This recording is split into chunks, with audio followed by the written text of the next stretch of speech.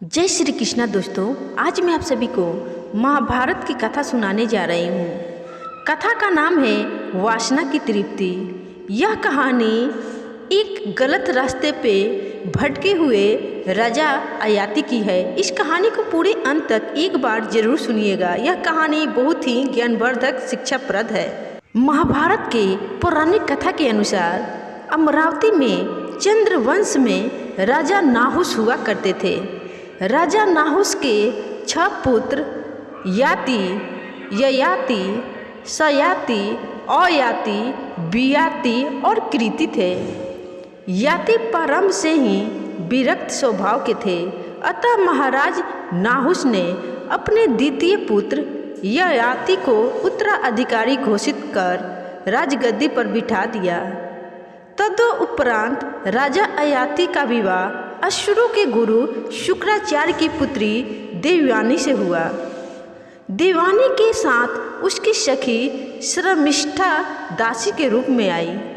शर्मिष्ठा भी राजभवन में रहकर देवयानी और महाराज की सेवा करने लगे।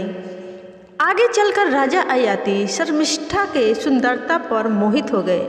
उसने याचना पूर्वक उनसे ऋतुकाल में पुत्र रत्न प्राप्ति की कामना की। इस बात के लिए राजा अयाति ने पहले ही दैत्य गुरु शुक्राचार्य से प्रतिज्ञा की थी कि वह देवयानी के अलावा किसी भी पर नारी पर दृष्टि नहीं डालेंगे, किंतु फिर भी उन्होंने शर्मिष्ठा के प्रस्ताव को स्वीकार किया और उससे समागम करके 3 वर्ष में 3 पुत्र रत्न प्रदान किए। जब यह बात देवयानी को पता चली तो उसने अपने पिता शुक्राचार्य को बता दिया। राजा अयाति द्वारा अपने प्रतिज्ञा तोड़े जाने पर शुक्राचार्य ने उसे शुक्रहीन अर्थात वृद्धत्व का श्राप दे डाला। अब महाराज की सारी शक्तियाँ छीन हो चुकी थी। देवयानी से 2 पुत्र और शर्मिष्ठा से 3 पुत्र होने के बाद भी महाराज की वासना ज्यों की त्यों बनी हुई थी। अपने यौवन के छीन जाने से राजा अयाति बड़ी ही पीड़ा और काम पिपासा के दौर से गुजर रहे थे। वासना ने उनके मन पर इस तरह डेरा जमा रखा था कि उन्हें राजकाज भी नहीं सूझ रहा था। लेकिन शराब के कारण वृद्ध बने ययाति भीतर ही भीतर अपनी ही मौत का मातम मना रहे थे। तभी एक दिन मृत्यु ने उनके द्वार पर दस्तक दी। आंखें खोली तो देखा कि सामने यमराज खड़े बोल रहे थे, राजा ययाति, तुम्हारी आयु पूरी हो चुकी है, परलोक गमन की तैयारी कर लो। यह सुनकर ययाति बौखला उठा। उसे कुछ ना सूझा। वह यम से जीवन की याचना करने लगा, अनुनय विनय करने लगा। ययाति बोला, हे यम, आप जानते हैं मेरी श्राप के कारण यह दशा हुई है। कृपया कर मुझे जीवन दान दे। अभी मेरी सारी इच्छाएं अधूरी है। आखिर ययाति की वासना याचना बनकर निकल ही आई। यम बोले, ऐसा नहीं हो सकता ययाति। हर मनुष्य के जीवन का एक निश्चित समय होता है। उस आयु भोग के बाद सबको विदा होना पड़ता है। यही शाश्वत नियम है। ययाति गिड़गिड़ा कर बोला, हे प्रभु, सभी पृथ्वीवासियों की मृत्यु आपके अधीन है। आप काल के भी महाकाल कहे जाते हैं। यदि आप कृपा करें तो मेरा जीवन संभव है। राजा के बहुत अनुनय विनय करने पर यमराज मान गए। उन्होंने ययाति के सामने एक प्रस्ताव रखा कि हे राजन, एक उपाय है। यदि तुम्हारे पुत्रों में से कोई पुत्र तुम्हें अपना यौवन प्रदान करे तो तुम सुखपूर्वक जीवित रहकर अपनी अधूरी इच्छाएं पूरी कर सकते हो। यह सुनकर विषयों के चिंतन में लिप्त और मन का गुलाम ययाति निर्लज होकर अपने पुत्रों से यौवन की याचना करने लगा।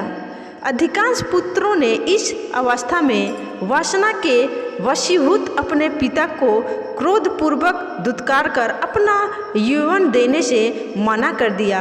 किंतु राजा ययाति की दासी शर्मिष्ठा के सबसे छोटे पुत्र पुरु को अपने पिता की अवस्था पर दया आ गई। उसने आगे बढ़कर प्रीत भक्ति दिखाई और अपना जीवन देने के लिए तैयार हो गया। पुरु के त्याग को देखकर यमराज को आश्चर्य हुआ। उन्होंने इसका कारण पूछा तो पुरु बोला, संसारिक भोगों की आसक्ति ठीक नहीं, क्योंकि मैं अपने पिता की दशा देख सकता हूँ और यह दशा कल मेरी भी हो सकती है।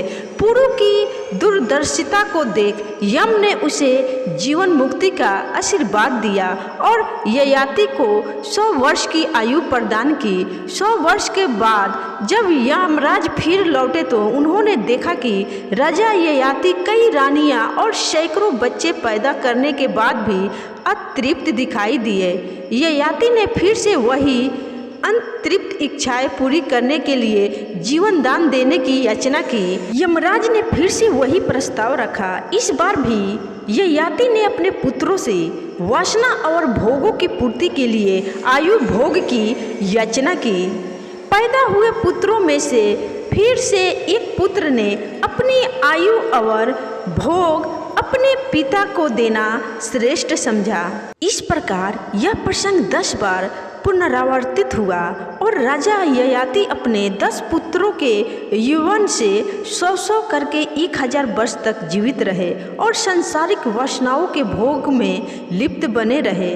जब 1 सहस्त्र वर्ष तक भोग लिप्सा में लिप्त करने पर भी ययाति को कोई तृप्ति नहीं मिली तो विषय वासना से उनको घृणा हो गई।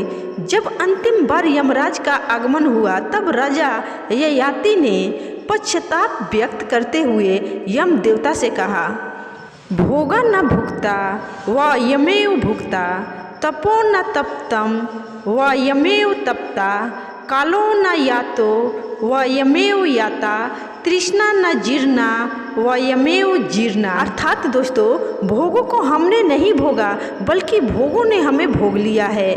हमने तप नहीं किया बल्कि हम स्वयं ही तप्त हो गए हैं। काल समाप्त नहीं हुआ बल्कि हम ही समाप्त हो गए हैं और तृष्णा कभी जीर्ण नहीं हुई बल्कि हम ही जीर्ण हो गए हैं। हे देव, भोग और वासनाओं के कुचक्र में फंसकर मैंने अपना अमूल्य जीवन व्यर्थ ही बर्बाद किया है। इस तरह अपनी बची हुई आयु अपने पुत्र पुरु को लौटाकर वह वन में तपस्या करने चले गए। तो दोस्तों, ये थी वासना की तृप्ति की धार्मिक कहानी।